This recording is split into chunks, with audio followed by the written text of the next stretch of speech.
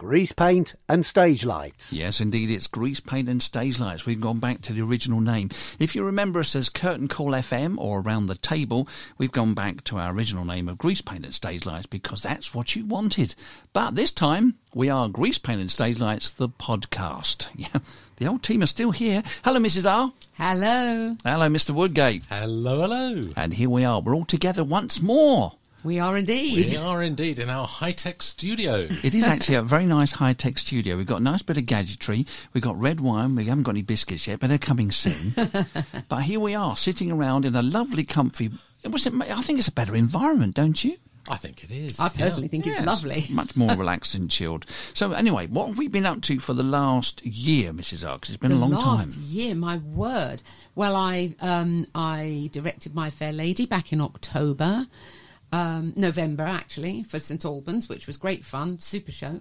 I saw several pantomimes over Christmas. Oh, no, you didn't. Oh, yes, I did. That old chestnut. Here we go. And then I've, like this weekend, I just did a murder mystery. Oh, I nice. performed in My it, goodness. yes. Yeah. And did you turn out to be the murderer? I was one of the murderers. I murdered one person. Some other people murdered 3, so I think I got away with it. Was it scary? No, it was just quite funny, actually. Oh, okay. Because I wanted to do this. I won't do that. Anyway. And Mr. Woodgate, what have you been doing for the year? Wow. Couple of shows, Seven Brides for Seven Brothers and 42nd Street, and started work now on Joseph and his amazing Technicolor Dreamcoat. So that's keeping me out of mischief, set designing, set building, performing in the odd one or two as well. And going to see a fair amount of shows around and about, both on the amateur stage and up in London. So that's always a good source of information, ideas, inspiration, particularly the London shows, in the places like Many a Chocolate Factory and Southwark Playhouse. They're very inventive in the way they use their space, and that's always a good sort of ground for finding ideas to bring back and use on the amateur stage. And also, being a podcast, we now can cover all these places as well. Yeah. Indeed. I mean, we're going to cover Beds, Hearts and Bucks and North London. But there's nothing stopping us talking about other things that we find really interesting. Oh, no, absolutely. Well, last week I went to a theatre I've never been to before. That's always fun, going somewhere for the first time.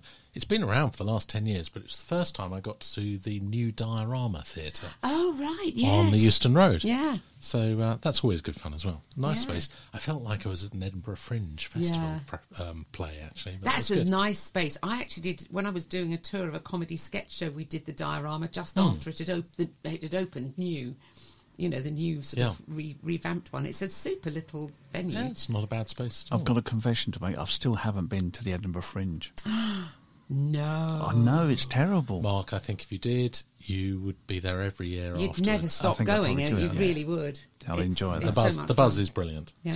So anyway, we're also now, as well as having the podcast, we've improved other things. We've got a website now. We have indeed. You can visit us at www.greasepaintandstagelights.com. And that's all the words together, isn't it? No all space. Words, yep, no ampersand. It's and spelt out. So greasepaintandstagelights.com. And also, we've got a Facebook page. We have indeed Grease Paint and Stage Lights again on Facebook. So look at that. And we also have a Twitter feed now. We do indeed. Our Twitter feed is podcast G and SL. So that's and an ampersand. Ampersand. Yes. Yes. See, ampersand I thought was a posh type of sand. Yeah. Down by the coast. But then I would do that, wouldn't I? Because I'm that sort of person, really. Okay, so what's coming in this podcast for this session? Well, we've got an interview with Angie Frost coming up. Angie is directing Anything Goes at the Hertford Theatre. And when we recorded this, it was their opening night in the Ware Operatic, wasn't it? Ware Operatic Society, yes. Yeah. And what else are we going to coming up?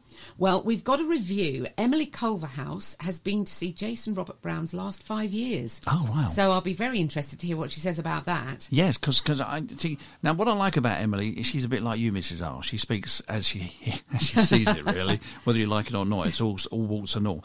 But it'd be interesting to see what she says and what you two think about it. Yes. Because you've done a bit of research about the musical as well, haven't you? Yeah, it's a complicated show because it works.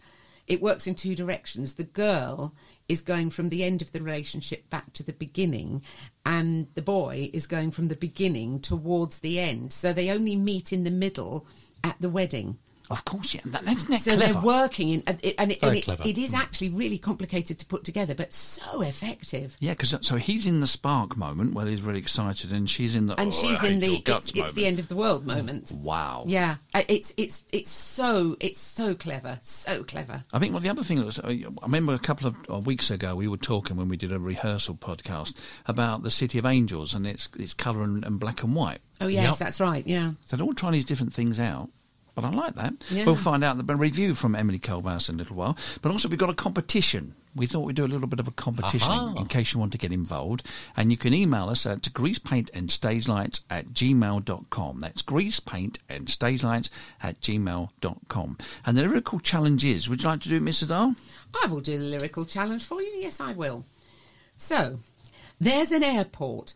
It used to be one of the biggest airports in the world. So what song and what show is it, please? It's greasepaintandstagelights@gmail.com. So what should we talk about first? Should we do the review or should we go and have a chat to Angie? Let's hear what Angie's doing at Hertford Theatre. And it's your opening night, isn't it? It is our opening night, yes. We're in midway at the moment. We're just starting Act 2 in about a minute. I can hear the band tuning up again.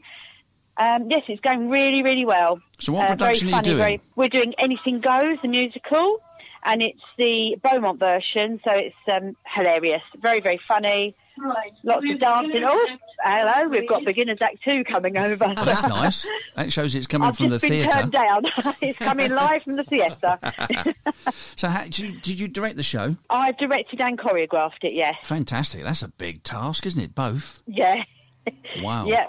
So how's it gone on rehearsals? Oh, rehearsals have been absolutely great. We've got an amazing cast, great people working together as a really good team, and really have brought the characters to life. So I'm very, very pleased. So tell me about the Ware Operatic Society. I mean, do you do a lot with them or do you just get called in to do certain shows? No, this is my first production with Ware Operatic. Last time they did My Fair Lady and I did call for them, so I was backstage. But I directed Anything Goes for Broxbourne 2 years ago, and they saw that and then wanted me to come and direct it for them. We're at the Hertford Theatre. Oh, that's in a Hertford. nice theatre, isn't it? It is a lovely theatre, yes. Brilliant. So what's it like backstage? Is everyone very excited and can't wait to Backstage, get very, going? very excited. I've got Irma standing right next to me. Give us a hi. Hi! She's just getting herself tarted up to go on. Brilliant, brilliant. And you're running from, now, obviously it's opening night now when we're doing It's our opening night podcast. tonight, and we are running right through to Saturday. We've got a matinee as well at 2:30 on Saturday, and all the evening performances are 7:30. Fantastic. So it's right through to Saturday evening. And how are the ticket sales? Ticket sales are picking up, yeah. I think a lot of people leave things to the last minute nowadays. So, Always the way. yeah, always the way. But hopefully after tonight, the word will get round and we'll get some people down to see it. So give me a couple of highlights from Anything Goes. Couple of highlights. Go on. Well, obviously the number, Anything Goes, the big Yeah. tap number at the end. Previously, when I've directed we've had to cut the tap because we've not had enough dancers and not enough men. We are very, very lucky this time. We have got 4 sailors that can dance and sing. So we've done the whole tap number, which is 5.5 minutes long. And do you find that people are coming more sort of from different drama groups now, or do you sort of cast within the group? Yes, we beg, steal and borrow. That's the way. Nothing's changed there, really, is it? We beg, steal and borrow. I mean, I'm very lucky that I know quite a few different people from different drama groups, and I just beg them to come and help me out and do it. So we have got a very, very good cast. Fantastic. So how do we get tickets? How do you get tickets? You can actually get them through the Hertford Theatre on the website, or you can pop into the Hertford Theatre and get the tickets. And the box office number, I'm trying to find it. I know you are. I can tell. No, it doesn't say on this programme. It doesn't matter. Oh, So well. they can get it through the Hertford Theatre. That's the main thing. Yeah, Hertford Theatre. If you go onto the website, then you can sort of get tickets through there, and then you can actually see where you're sitting and book online. Brilliant. Listen, give our best to the show cast and the crew. I will. Have a great run. I will. Thank and you. look forward to seeing you later in the week, Angie. Yeah, the band has started. Oh, We've yeah. started Act 2. On cue. We'll let you go. They You are take care. amazing. Okay, thank you. All the best. Take Bye-bye. care. All the Bye. best. Bye. Bye. So there we are. That's Angie, all the way from the Hertford Theatre. It is a lovely theatre, the Hertford Theatre, isn't it? It is a nice theatre, yeah. I like it. And anything goes.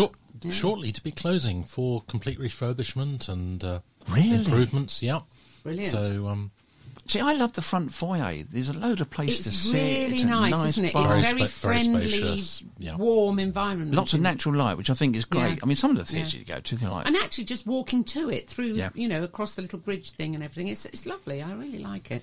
Now, at the moment, when we record this podcast, there is a lot of talk about the coronavirus and its affect flights in and out of the country, unless, of course, you want to go somewhere because they're extremely cheap, the tickets. Is it going to affect the theatre, do you think? I think it possibly could, actually, because I think think people there are may be. worried about the idea of being in an auditorium with 300 or 400 people for an evening. And, of course, you've got to get there in the first place Yep. because most people travel into London on public transport. So, So, the reason I asked that is because I asked that of Angie, and she took it from the old days where ticket sales, you pushed ticket sales as much as you could. And I was trying to bring it topical. But what would happen to a drama group? Now, heaven forbid, but let's say Green Room or another organisation suddenly has invested all this money in props, scenery, ready, the theatre, a whole lot, and then they suddenly stop all mass get-togethers for a show. What do we do then? Well, you absolutely hope that your insurance covers you for yeah, those eventualities. I but actually it's, had a conversation with somebody about that who was not at all sure that it would cover. Wow. Yeah. Is this act of God thing, or what do we call it? Or is that and something it different? probably depends upon what government advice is at the time. And if there's a government directive, then I think probably you're more likely to be able to claim on insurance. If it's people just deciding that they're not going to go and that affects your ticket sales, I don't think There's you're nothing covered. you can do. You're not covered, yeah. Wow. So There we are. Okay, so now, Mrs. R, you went, because we haven't spoken since Christmas. I mean, we have, but not on air. You were our panto queen. You went off to see. I was, yes. I saw a couple. I saw several. I went to Milton Keynes. Right. And I saw Aladdin, which actually I quite like. It had Lee Mead. Do you remember Lee Mead Yes. from Joseph? And Yep. he's done some television and things. He was Aladdin. Very nice, lovely voice, good-looking lad, really nice. Wishy Washy was Joe Pasquale, who he was good fun. He was good fun. But he's a bit like Marmite. You either like him or you don't like him. Yes, and he really, I mean, I know that there's a lot of impro goes on in pantomime, but he really didn't stick to the script at all.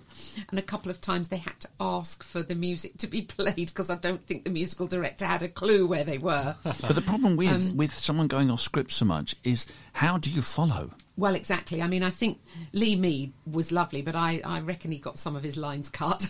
I bet he did. But it was very enjoyable. They had the most fantastic effect at the end of Act 1. They flew off on the magic carpet, and the magic carpet did a full loop-the-loop. Wow. With them on it. I have no idea how that trick was done, but it was phenomenal. Clever. Absolutely brilliant. So it trick. wasn't video projected, it was... It didn't look as if it was. Wow. You could see them all the time from being on the ground to being all the way in the air and then looping. I don't know. I've no idea, but either way, it was blooming impressive. It really was. So that was Joe Pasquale And Lee Mead. and that was one of them. That was one of them. Then I also went to Dunstable Dunstable. because my son was the musical director at Dunstable. That's my hometown, Dunstable. Oh, right. Well, the theatre, the Grove Theatre, fabulous theatre, really nice theatre. And they did Peter Pan, which I know some people say is not really a panto, and it's probably true, but we had a lovely time there. And Peter Pan was played by AJ Pritchard from Strictly Come Oh, Dancing. right, yes, Yeah. yes. He was a super Peter, really lovely Peter. Well, he's so youthful, wasn't he? Yeah, he was really lovely. And you won't know Cook and Line because they're CBeebies, and I don't think either of you have got children who are anything like young enough. But one of the guys from Cook and Line was playing Hook, and he was hilarious, absolutely hilarious. That was a very, very funny, really good show. And obviously, because AJ was in it, there was tons of absolutely fabulous dancing. They're really good shows. So actually, yeah, I enjoyed my panto trips this year. Really good fun. Good, well done. Now, talking about special effects, I saw on the news this week, it's a performance as such. It's not a musical, it's not a play. Whitney